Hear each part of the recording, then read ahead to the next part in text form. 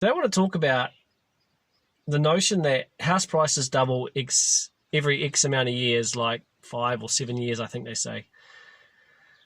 And why I think that that is foolish to believe in.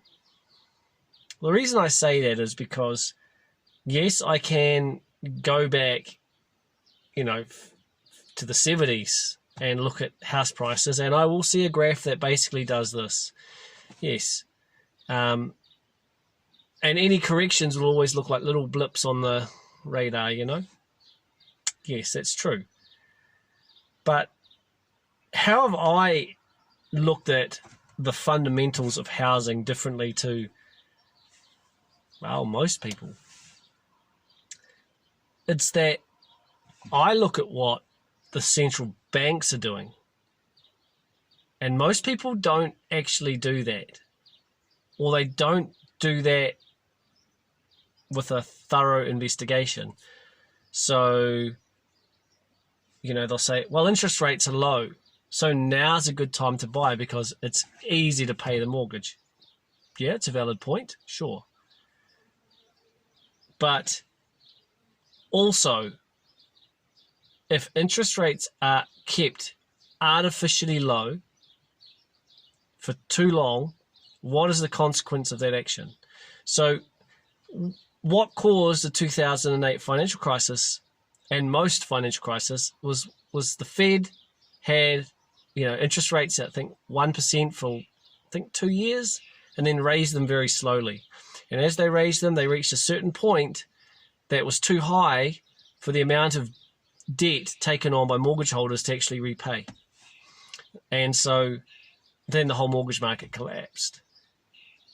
And so the prices going up were an illusion, or were a result of artificially low interest rates from the Federal Reserve. But the analysts will typically say it's supply and demand, it's population, it's immigration, it's whatever reason. And those are very big fundamentals in housing. But if you also look at the increase in price, you will see it always tends to correspond with a decrease in interest rates. The bubble first formed in New Zealand and Auckland. It didn't actually go into the regions. You could buy a house at like 6% interest rate for $340,000 for a pretty nice house.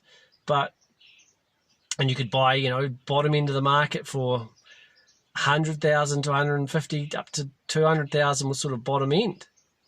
Between 2 and 3, get something just above entry level. It wasn't too hard.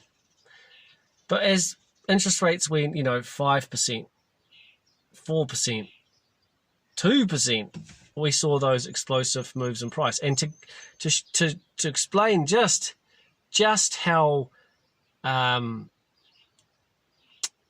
correlated it is with house prices is when interest rates were roughly 4%, and we had the lockdowns and we went to 2.2, half the amount of interest, housing prices went up by half.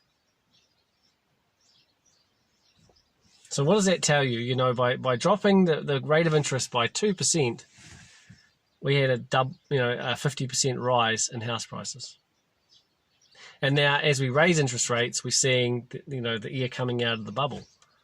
So it is that strongly correlated with the price of housing. And so if you're looking at the chart and going, well, the prices have done this and then they've doubled and that's what they did and da-da-da, and you're going back through a 20-year period of low interest rate environment and saying, look, they doubled. Of course they doubled because they had low interest rates, and the lower they have just been going lower and lower and lower and lower, and the prices have been going higher and higher and higher. So therefore, of course, the prices will go up. But where the music stops is, when do rates start going up? Now, I could have never imagined that it would take from the time they launched the first quantitative easing by the Federal Reserve in America, up till the point where November last year, where we started getting inflation, that it would take that long for consumer price inflation to surface. Now, it's the same recipe of quantitative easing and artificially low interest rates. It's what they'd always been doing the whole time since the 2008 financial crisis. So it shows you how much inflation worked its way into the stock market and the real estate market. It shows you just how much went into those things, into assets. So the inflation was actually enormous, because inflation is expansion of the money supply, which is exactly what they were doing.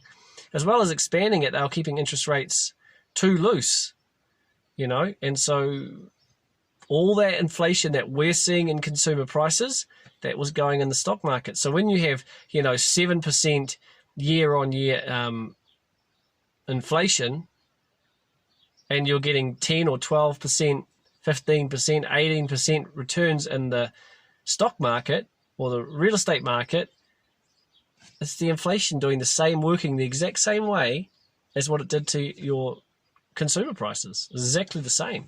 It's the same outcome. It's just gone into a different channel. And once it got into consumer prices, then it's sort of stayed there. So to look at a chart and say, wow, all that inflation is being created. Oh, look, they're doubling because of fundamentals. Well, it's just plain wrong. And it's nonsensical.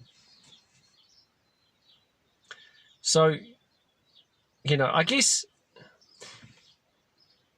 the way I think, and I'm not bragging or claiming to be some genius, because I do wonder how something that can be so obvious to me, most people are oblivious to. Now, there's situations in life where I've been oblivious to things as well, and you wonder how you could be. But,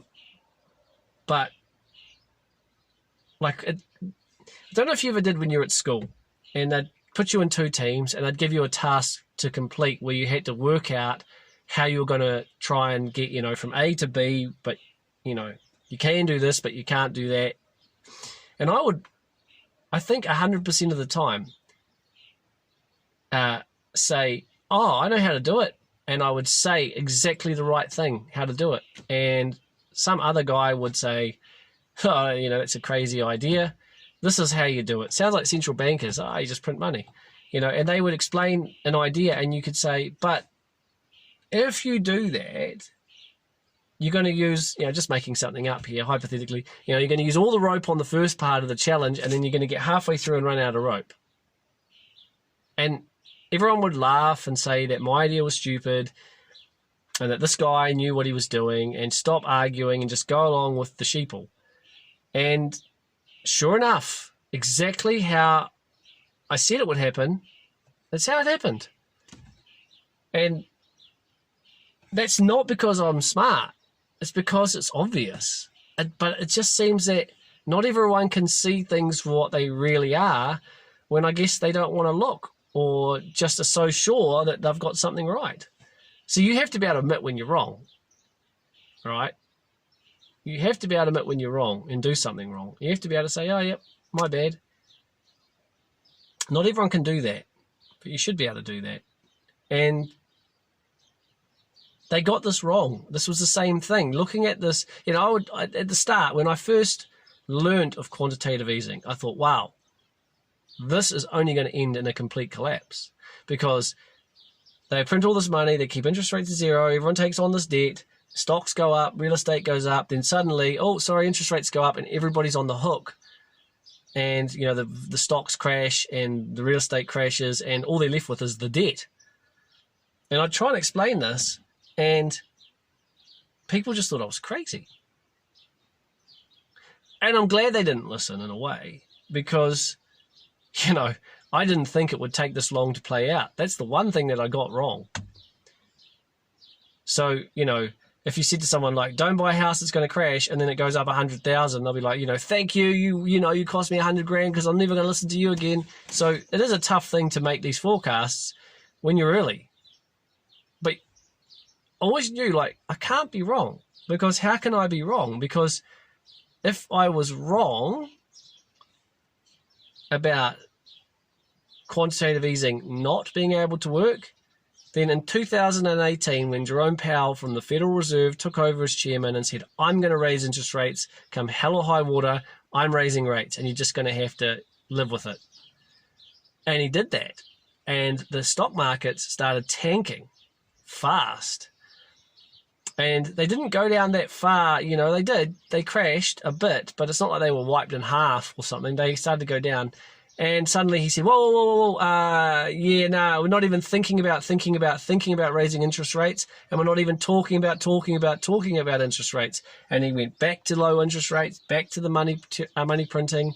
And I thought, if I was wrong, he would have raised interest rates, because he knows that's what he should be doing, but it was too hard. Therefore, I can't be wrong. Therefore, he cannot raise interest rates without bringing about an enormous recession or depression. And he would have had to have seen it through back then, because if there was inflation in consumer prices, but there was inflation in stocks and bonds, and housing, he knew that that there was bubbles all through the entire economy was a bubble. He knew that. But people are okay with a bubble because they're making money. It's when the bubble pops or when the cost of living skyrockets through inflation. And so he just put his head in the sand and started talking like Janet Yellen, where he would use, cryptic language. When it's appropriate, we'll do the appropriate thing with the appropriate tools. And everyone's just assuming what that means. But this market has been hooked on cheap money this entire time. No two ways about it. And,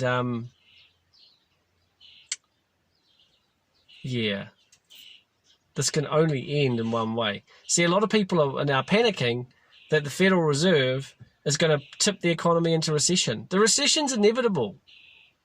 We're going to have a recession, if not a depression. It's inevitable. That is the only result here. Because if they don't tip the economy into a recession, then they are surrendering to inflation and they're going to have hyperinflation. And they can't do that. Well, they can, but which one is it? And as I said in yesterday's video, they don't want to lose the world reserve currency status. So, what? Do they want to lose that and give it to another superpower? That'd be bad. Which makes you wonder, why did they allow this to be, to happen anyway? I guess they thought, it'll collapse on someone else's watch. It could be 30 years from now. Yeah, well, it doesn't matter. It doesn't matter like that it was put off for 12 years, because now look at the reality. Look at the reality. If maybe they'd done the right thing from day one, you might have lost your home and you might have lost your job, might have been through a couple of hard years, but the economy would have recovered by now and been much stronger to handle things. But because it was so weak when they started locking down and printing, the recession became extremely inevitable. So I'm going to wrap this one up. Thank you for tuning in. Let me know your thoughts in the comment section, and we'll catch you in the next one. Peace.